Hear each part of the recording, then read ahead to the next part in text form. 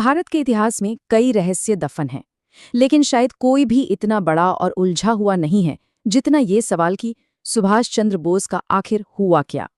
सोचिए, एक राष्ट्रीय हीरो, एक ऐसा नायक कैसे बस यूं ही गायब हो सकता है? यही वो सवाल है जो दशकों से पूरे देश को परेशान करता रहा है। एक ऐसा लीडर जो लाखों लोगों की उम्मीद थे, इतिहास के एक इतने अहम मोड़ पर अचानक गायब हो गए। सुभाष चंद्र बोस, जिन्हें हम सब प्यार से नेताजी कहते हैं, वो सिर्फ एक नेता नहीं थे, वो एक क्रांति की आग थे, एक प्रतीक थे। तो जाहिर है, जब 1945 में उनकी मौत की खबर आई तो किसी के लिए भी इस पर यकीन करना बहुत मुश्किल था। सच कहूं तो पूरे देश में एक अविश्वास की लहर दौड़ गई थी। तो चलिए इस गुत्थी को सुलझाने की कोशिश करते हैं। सबसे पहले उस कहानी से शुरू करते हैं जो हमें आधिकारिक तौर पर बताई गई है, यानी सरकार के मुताबिक 18 अगस्त 1945 को आखिर हुआ क्या था। तो जो ऑफिशियल टाइमलाइन है वो कुछ इस तरह है। एक जापानी बॉम्बर प्लेन जिसमें नेताजी सवार थे, ताइवान से उड़ान भरते ही क्रैश हो गया। कहा गया कि नेताजी बुरी तरह जल गए थे, उन्हें फौरन अस्पताल ले जाया गया, लेकिन इलाज के दौरान उसी रात उनकी मौत हो गई। 2 दिन बाद उनका अंतिम संस्कार हुआ और उनकी अस्थियों को टोक्यो के रेंकोजी मंदिर में रख दिया गया। और इस पूरी कहानी को और भी मार्मिक बनाती है एक बात, वो है नेताजी के कहे गए आखिरी शब्द। उनके एक साथी कर्नल हबीब उर रहमान, जो उस क्रैश में अकेले भारतीय थे जो बच पाए, उन्होंने बताया कि नेताजी ने उनसे कहा था, जब देश वापस जाओ तो देशवासियों को बताना कि मैंने अपनी आज़ादी के लिए आखिरी सांस तक जंग लड़ी।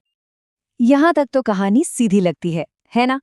लेकिन यहीं से इस कहानी में असल पेच आना शुरू होता है, क्योंकि सरकार ने जो खुद जांचें करवाईं, उन्हीं के नतीजे एक दूसरे से मेल नहीं खाते थे, और यहीं से ये रहस्य और भी गहरा होता चला गया।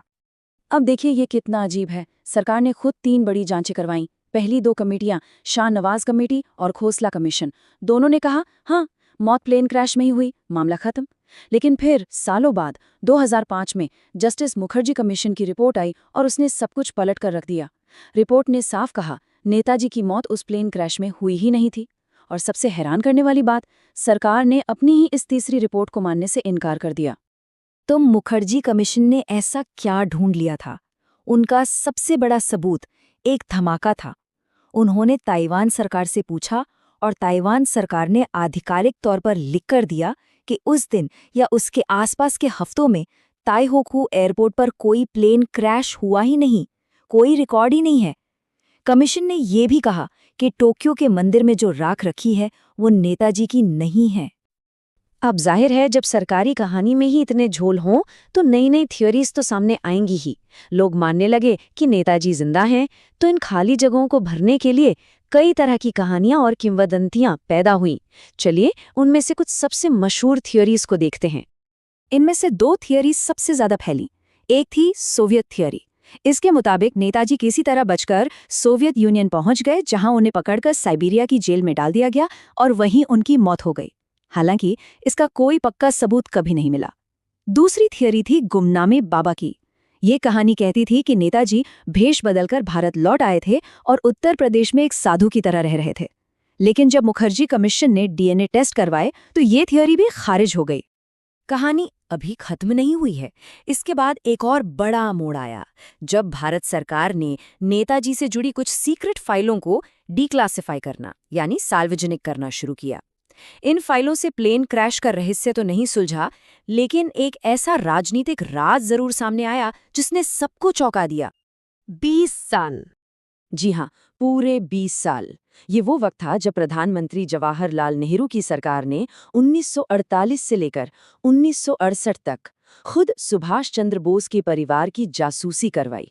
उनके खतों को पढ़ा जाता था, उन पर नजर रखी जाती थी। और सबसे अजीब बात यह है कि ये सब उस वक्त भी हो रहा था जब सरकार की अपनी ही पहली कमेटी ये ऐलान कर चुकी थी कि नेताजी की तो मौत हो चुकी है। तो सवाल उठता है, अगर नेताजी मर चुके थे तो उनके परिवार की जासूसी क्यों?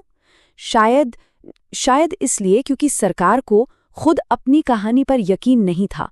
और इसका सबूत भी है। 1962 में खुद प्रधानमंत्री नेहरू ने एक खत में माना था कि मौत की ये पूरी कहानी सिर्फ हालात के आधार पर बने सबूतों पर टिकी है, कोई सीधा सबूत नहीं है।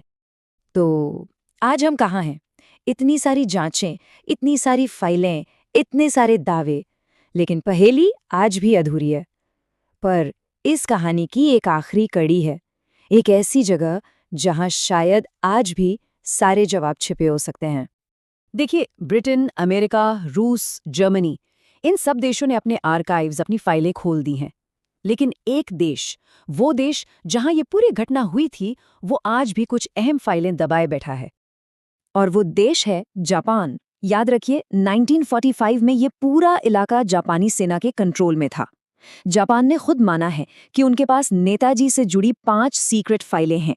उन्होंने 2016 में 2 फाइलें तो दे दी, लेकिन 3 फाइलें आज भी सीक्रेट हैं, आज भी उन्हें छिपा कर रखा गया है।